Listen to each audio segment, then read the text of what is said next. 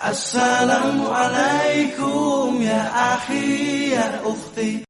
Apakah kuburan itu hanya sekedar tanah dan batu nisan? Itu jawabannya jelas bagi orang beriman tentu tidak. Itu adalah alam barzah. Allah subhanahu wa ta'ala menyebutkan dalam Al-Quran, dalam surah At-Takatsur, A'udzu billahi minasyaitonir rajim, alhaakumut takatsur hatta zurtumul maqabir. Kalian terus sibuk mengumpulkan harta dunia, prestasi dunia, dan kalian lupa padahal kalian akan menziarahi atau akan mendatangi kuburan itu. Kalla sawfa ta'lamun, kalian pada saat itu akan mengetahui ternyata di situ ada kehidupan. Tsumma kalla sawfa ta'lamun, kalian pasti akan mengetahui ada kehidupan di sana.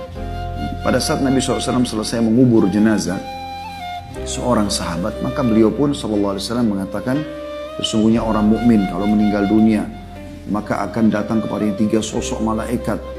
Di sebelah kiri kanannya malaikat rahmat membawa kain kafan dari surga dan 1 di kepalanya, dan malaikat maut akan berkata kepadanya, hai jiwa yang baik, keluarlah kepada menuju atau kepada rahmat Tuhanmu. Maka ruh itu keluar dengan sangat mudah sebagaimana air keluar dari mulut kendi. Kemudian belum sesaat keluar, dibungkus dengan kain kafan dari surga oleh malaikat rahmat di kiri kanannya, lalu dibawa ke langit. Setiap kali melewati pintu-pintu langit yang 7 lapis ke atas langit sana, menuju kepada Allah subhanahu wa ta'ala, malaikat di situ semua mengatakan, siapa ini? Bertanya kepada malaikat rahmat.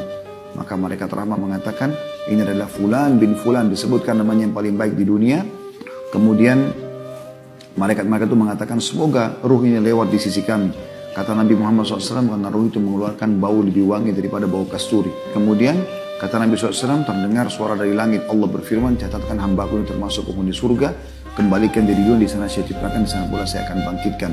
Kemudian 3 langkah orang pengantarnya pulang, dia masih bisa mendengarkan suara sendal mereka, trompa sendal mereka. 3 langkah, setelah 3 langkah sudah tidak lagi. Lalu datang malaikat mungkar nakir menunjukkan, lalu menanyakan kepadanya, siapa Tuhanmu, siapa, mendudukkan dia lalu bertanya ya, siapa Tuhanmu, siapa Nabimu, apa kitabmu. Lalu dia menjawab dengan sangat mudah, kata Nabi SAW, sesuai dengan firman Allah Subhanahu wa taala, yutsabbitullahu alladziina aamanu bil qawli tsabit fil hayatid dunya wa fil akhirah.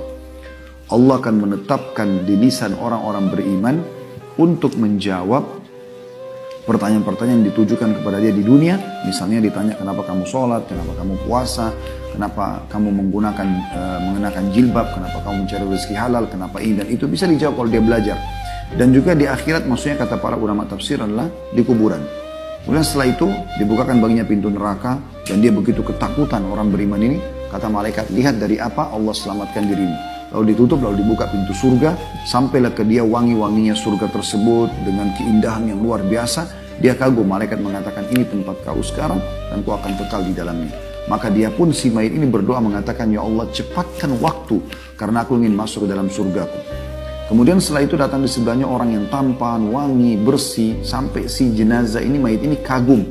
Maka dia menanyakan, siapa kamu ini? Kata orang itu, saya adalah amal solehmu. Sholat Bapak Ibu, ya, puasa, sedekah, zakat, bakti sama orang tua, jenguk orang sakit, dan segala macam perbuatan kebaikan akan berbentuk makhluk yang sangat indah di kuburan. Dia mengatakan, saya amal soleh yang akan menemani kau sampai hari kiamat. Lalu Allah pun berfirman kepada para malaikat, bentangkan kuburannya seluas pandangan matanya.